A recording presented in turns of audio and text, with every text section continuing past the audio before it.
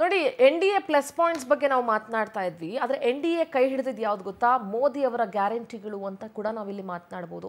5 ವರ್ಷಗಳಲ್ಲಿ 1 ಕೋಟಿ ಉದ್ಯೋಗ ಸೃಷ್ಟಿ ಅಂತ NDA ಹೇಳಿತ್ತು.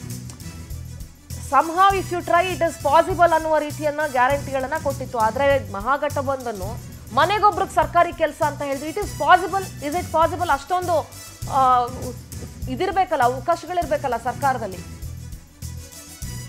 5 ವರ್ಷಗಳಲ್ಲಿ 1 ಕೋಟಿ ಉದ್ಯೋಗ ಸೃಷ್ಟಿ ಅಂತ NDA ಹೇಳಿತ್ತು. ಮುಖ್ಯಮಂತ್ರಿ ಮಹಿಳಾ ರೋಜ್ಗಾರ್ ಯೋಜನೆಯನ್ನ ಜಾರಿ ಮಾಡಿದ್ರು. ಈ ಯೋಜನೆಯಡಿ ಮಹಿಳೆಯರಿಗೆ 2 ಲಕ್ಷದ ತನಕ ಸಹಾಯ, ಅತಿ ಹಿಂದುಳಿದ ವರ್ಗದವರಿಗೆ 10 ಲಕ್ಷದ ತನಕ ಹಣ ಸಹಾಯ, 1 ಕೋಟಿ ಮಹಿಳೆಯರನ್ನ ಲಖ್ಪತಿ ದೀದಿ ಮಾಡುವಂತ ಭರವಸೆ. ಬಿಹಾರದ 4 ಹೊಸ ನಗರಗಳಲ್ಲಿ ಹೊಸ ಮೆಟ್ರೋ ಸೇವೆಯ ಆಶ್ವಾಸನೆ. ಬಡ ಕುಟುಂಬಗಳಿಗೆ ಪಂಚಾಮೃತ ಗ್ಯಾರಂಟಿ ಯೋಜನೆ. ಬಿಹಾರದಲ್ಲಿ 7 ಎಕ್ಸ್ಪ್ರೆಸ್ ಹೆದ್ದಾರಿಗಳನ್ನು ನಿರ್ಮಿಸುವಂತ ಭರವಸೆ. ಬಡ ಕುಟುಂಬಗಳಿಗೆ 125 ಯೂನಿಟ್ ಫ್ರೀ ವಿದ್ಯುತ್ ಆಶ್ವಾಸನೆ.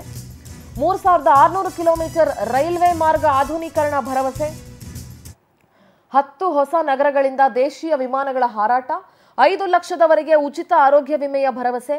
50 ಲಕ್ಷ ಹೊಸ ಪಕ್ಕಾ ಮನೆಗಳನ್ನು ನೀಡುವುದಾಗಿ ಆಶ್ವಾಸನೆ. ಎಲ್ಲ SC ವಿದ್ಯಾರ್ಥಿಗಳಿಗೆ ತಿಂಗಳಿಗೆ 2000 ರೂಪಾಯಿ. ಆಟೋ ಟ್ಯಾಕ್ಸಿ ಇ ರಿಕ್ಷಾ ಚಾಲಕರಿಗೆ 4 ಲಕ್ಷದ ತನಕ ಜೀವ ವಿಮೆ. ಬಿಹಾರದ 75 ಲಕ್ಷ ಮಹಿಳೆಯರಿಗೆ ತಲಾ 10,000 ಹಣ ಕೊಟ್ಟಿದ್ದು ಮುಖ್ಯಮಂತ್ರಿ ಮಹಿಳಾ ರೋಜ್ಗಾರ್ ಯೋಜನೆ ಅಡಿಯಲ್ಲಿ 75 ಲಕ್ಷ ಮಹಿಳೆಯರ ಖಾತೆಗೆ ಒಟ್ಟು 7,500 ಕೋಟಿ ಹಣವನ್ನ ಜಮೆಯನ್ನ ಮಾಡಿತ್ತು. NDAಗೆ ಪ್ಲಸ್ ಪಾಯಿಂಟ್ ಆಯಿತು.